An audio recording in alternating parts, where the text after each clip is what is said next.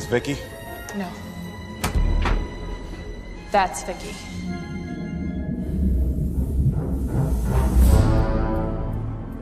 That won't do anything. She's fully integrated into the building. We need to open that dome to inject the nanites. That will infect our entire system.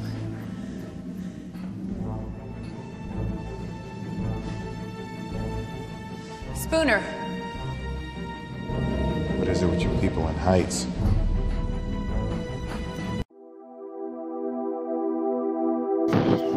Shalom. I'd like to give all praises to Yahweh, Bahashem, Yahushai, double honors to the elders and apostles of Great Millstone, and peace and safety to the elect, preaching this truth across the four corners of the earth. This is Obadiah 1 and 3.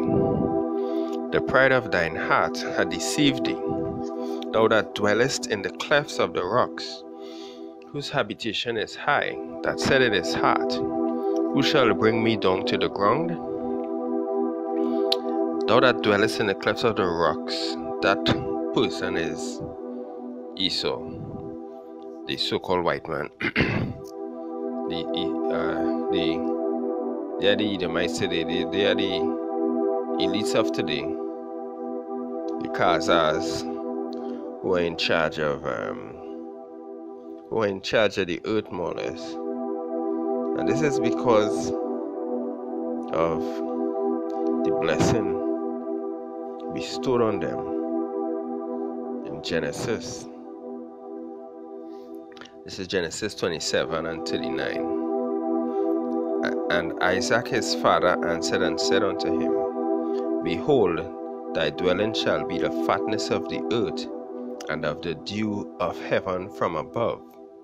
And by thy sword thou shalt live, and shalt serve thy brother. And it shall come to pass, when thou shalt have the domination, that thou shalt break his yoke from off thy neck. So, verse 40 says, And by thy sword shalt thou live.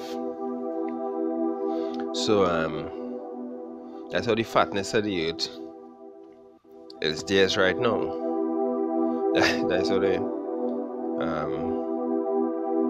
they really prosper, is the Most High that make it put the wicked in charge, and mainly to be our whipping stick. But